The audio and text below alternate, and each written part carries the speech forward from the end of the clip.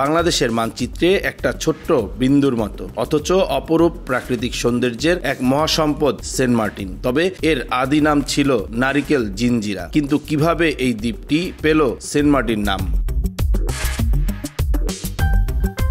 সেই প্রাচীনকালে যখন বাণিজ্য ও আবিষ্কারের উদ্দেশ্যে বহু দূরের দেশগুলো থেকে জাহাজ আসত বঙ্গোপসাগরে, তখনই ইউরোপীয়রা প্রথম এই দ্বীপটি আবিষ্কার করেন। স্থানীয় জনগণ তখন দ্বীপটিকে ডাকত নারিকেল জিঞ্জিরা নামে, কারণ এখানে প্রচুর নারিকেল গাছ জন্মাত। দ্বীপের পরিবেশ ছিল মনোমুগ্ধকর।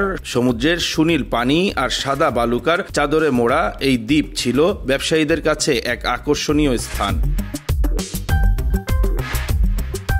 1700 ও 1800 শতাব্দীতে ইউরোপীয় বণিকরা এই অঞ্চলে আসতে শুরু করেন। তারা দ্বীপটির প্রাকৃতিক সৌন্দর্য এবং ব্যবসায়িক সম্ভাবনা দেখে মুগ্ধ হন।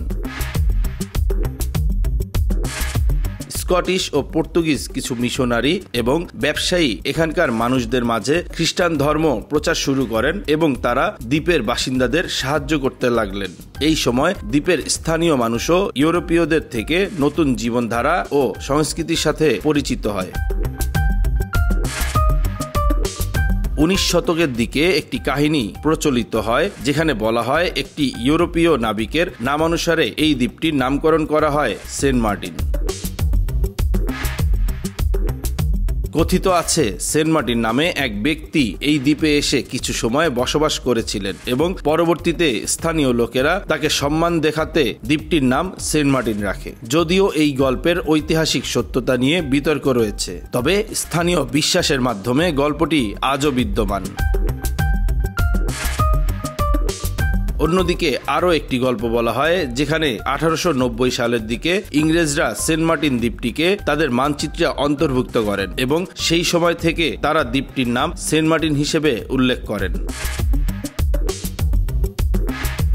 তাদের মতে দ্বীপটি ছিল অনেকটা ইউরোপীয় দ্বীপপুঞ্জের মতো, যেখানে বিভিন্ন ধরনের পাখি, উদ্ভিদ ও জলজ প্রাণী বাস করে। দ্বীপটির অপরূপ সৌন্দর্য ও সমৃদ্ধ জীববৈচিত্র্যের কারণে এটিকে সেন্ট মার্টিন নামে অভিহিত করা হয়।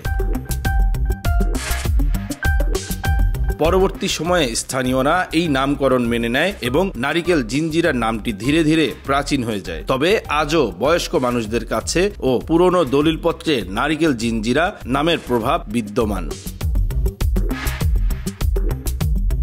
নারিকেল গাছের সারি ঘেরা এবং নারিকেলের জন্য বিখ্যাত এই দ্বীপ যেন দুই নামেই নিজেকে ধরে রেখেছে, একদিকে সেন্ট মার্টিন আর অন্যদিকে নারিকেল জিঞ্জিরা।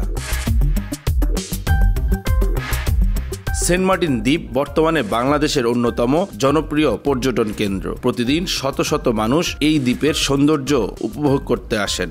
সাদা বালুর চাদর, স্বচ্ছ নীল জলরাশি আর নারিকেল গাছের সারি এই দ্বীপকে করে তুলেছে বাংলাদেশের একমাত্র প্রবাল দ্বীপ, যা আমাদের কাছে প্রকৃতির এক অমূল্য উপহার।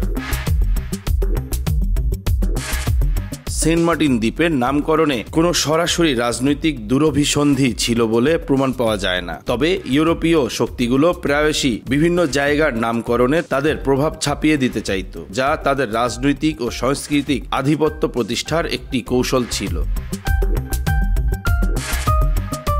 বাংলাদেশ স্বাধীন হওয়ার পরে এই দ্বীপের গুরুত্ব বাড়ে, বিশেষ করে এর ভৌগোলিক অবস্থানের কারণে। সেন্ট মার্টিনের অবস্থান বঙ্গোপসাগরের কৌশলগত একটি স্থানে হওয়ায় এটি বাংলাদেশের জাতীয় নিরাপত্তা এবং ভূ রাজনৈতিক ক্ষেত্রে গুরুত্বপূর্ণ।